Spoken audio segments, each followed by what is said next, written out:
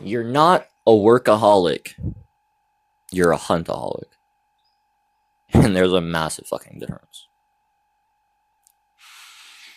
I'm gonna be real. This video is probably gonna be more of like a yap session than like structured wisdom or like delivered insight. I'm gonna be honest.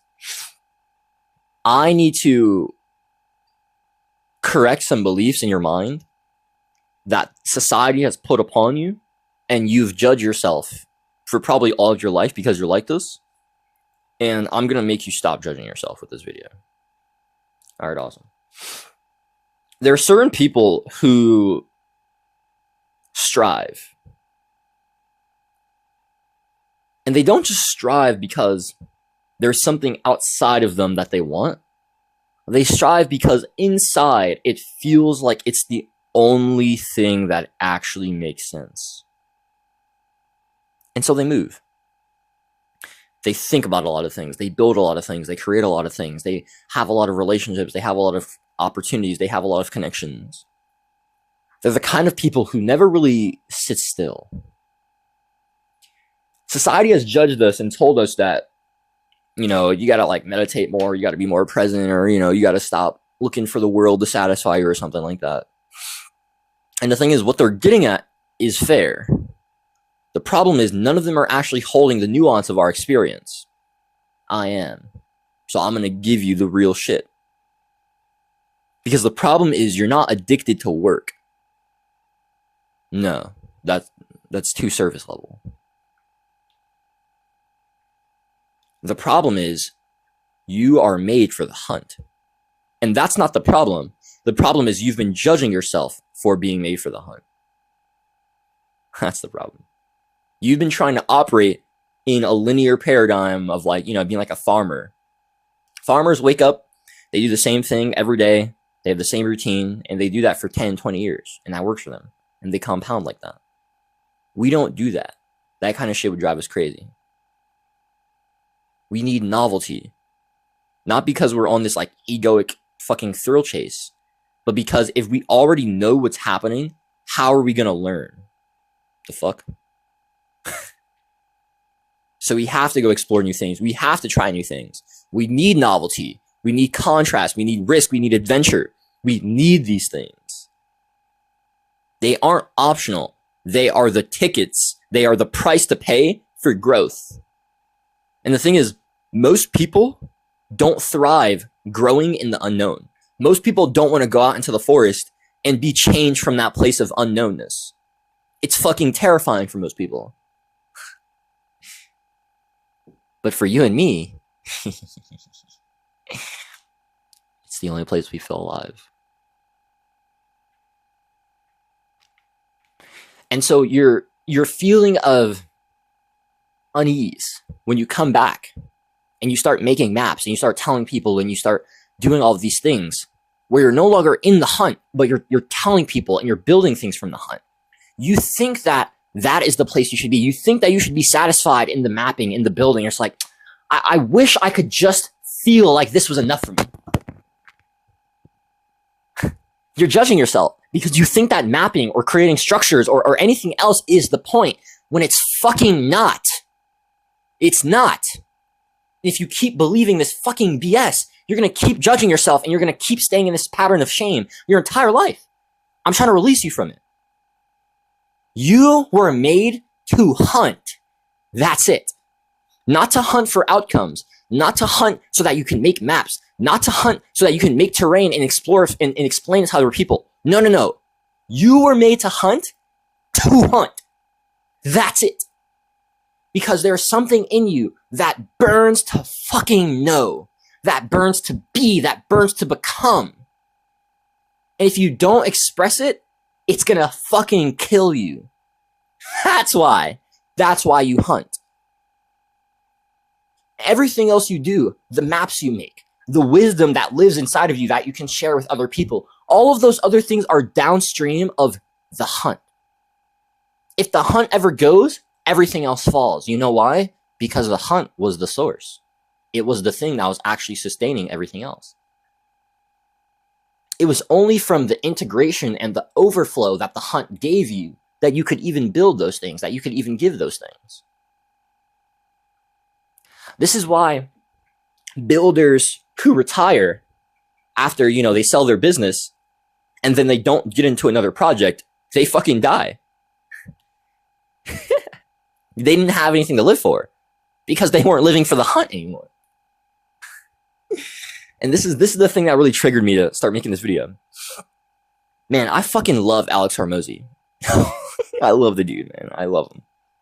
Alex Hormozi has given me so much. If by any chance Alex Hormozi is watching this video, or even Layla, yo, to the Mosies, thank you for all that you guys do for other people, for business in general.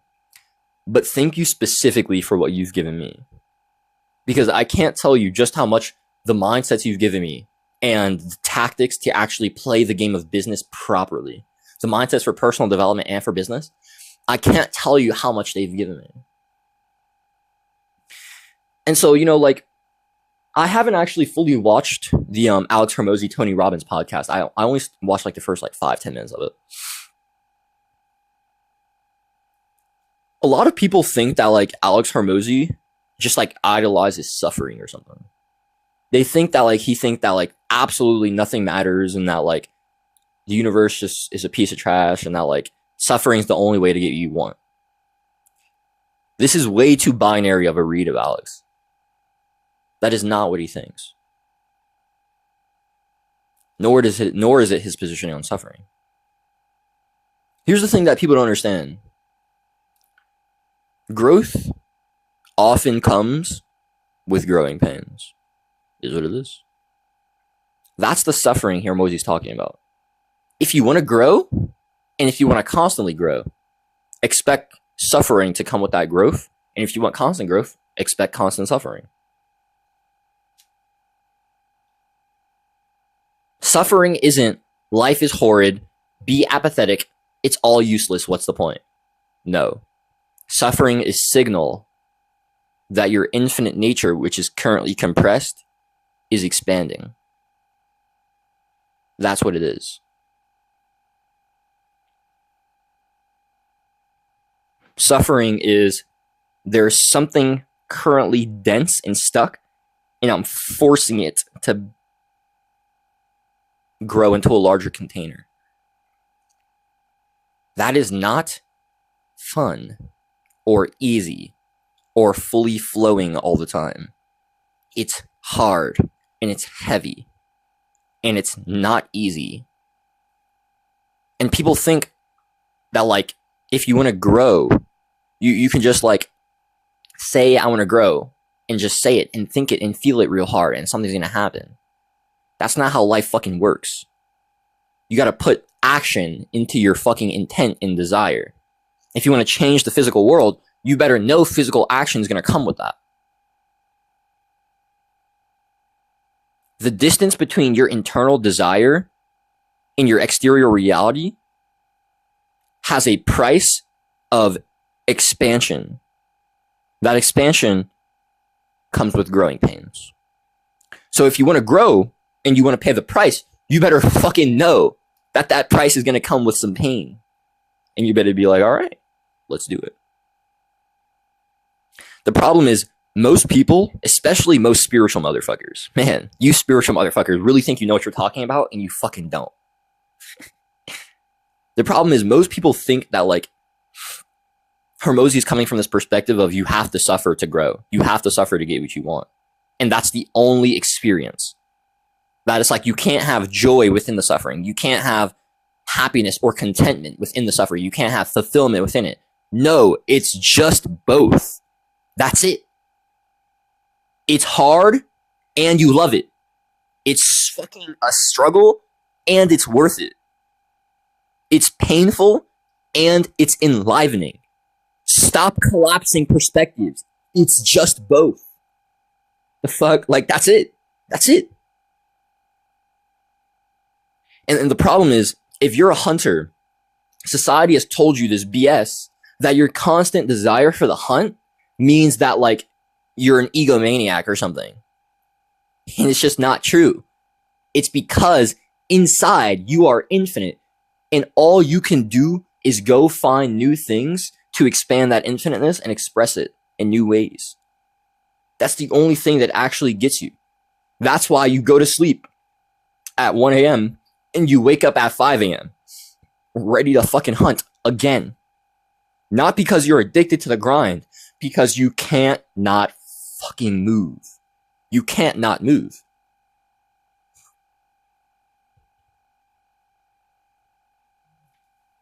A lot of people think that like working is just about work. That like change and transformation is just about work. It's not. There is the work itself, there is rest, there is prep, and there is play. These are 4 crucial aspects to the transformation process. There is the work itself. If you're a hunter, that's the hunt. That's like the channel desire. I want this, I'm going to do it. For me right now, I'm sitting here recording this video. I'm working on this video. There is prep. There is I'm preparing myself to get ready. That's like me knowing what the title of this video is going to be so I understand what it is. That was me earlier at like 9 a.m. when I had the musing for this idea. I mean, I had the idea for this video. Fuck. And so I wrote it down. You feel what I'm saying? That's the prep. So that when I got into the hunt, I already knew what I was going to do. Prep is basically delegating external load and like mechanical load, things that would cause friction to your future self. It's doing those things now so that your future self can just flow. That's why prep is so important. There's rest. There's time away from the hunt. But there's not just rest, there's play. Play is when desire is open, right? So like work, the hunt is channel desire. It's focused. It's the line, right? Let me get back to this example. The line. Play is the circle. It's open desire. The oscillation, the dance between these two, the union between these two is what generates the delta, the triangle, change. I like to think in shapes. They're helpful. When you bring the line, work, channel, desire, and you bring the circle, play, together, change happens. The triangle, delta, transformation. You are always in the process of becoming, of the alchemical process of change. When you're hunting, when you're working, you're in the process. When you're prepping, you're in the process. When you're resting, you're in the process. You're integrating. When you're in play mode, you're... Here's the thing. Work mode is channel desire. Play mode is open desire. Work mode is when you build the pressure. Play mode is the pressure valve release. Rest is when you integrate. And prep is when you do things now, mechanical things, admin things, things that would take you out of the flow state, so that future you that's in the hunt doesn't have to worry about those things. Those are all 4 critical aspects of the alchemical process, of the transformation process. You have to respect all 4 of these things.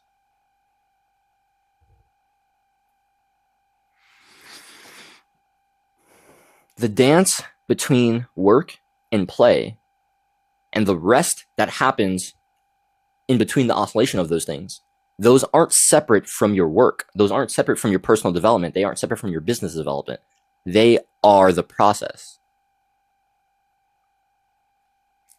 Everyone in the world is going to tell you, slow down. They're going to tell you to stop hunting. They're going to tell you to, relax or, take time off or any of this BS because they want you to live how they live. That's not how you're fucking built. You weren't made to stay in the tribe and to stay in the community all day for 8 to 10 hours. You were made to be out in the forest and hunting for 8 to 10 hours. And then when you come back, you stay in the community, you rest, you integrate, you play, you have a good time, you share your wisdom, you do all of those things. That's not your primary mode of operation. Your primary mode of operation is the hunt. And so you need to spend your time in the tribe doing prep so your hunt is effective. You need to spend your time in play so that you're not only focused on the hunt and you're actually open and you can actually receive things. You need rest. You can integrate all those things. You transmit, you build things, you teach others, you serve others from the place of integration that the hunt, the prep, the rest, and the play gives you. You never stop hunting because you want to start serving other people. The hunt is the only thing that makes service possible. Never forget that. If you're a lover of civilization, a statesman, a religious leader, a founder, someone who carries real weight, and someone who understands pressure and who thrives under it, and you think that my mind and my system diagnosis, my ability for interior translation would be valuable for helping your human mission composite stay aligned with its truth, I want to invite you to my one-to-one polymath architect advisory. You can book a 15-minute call with me, first link in the description, and we can talk next moves.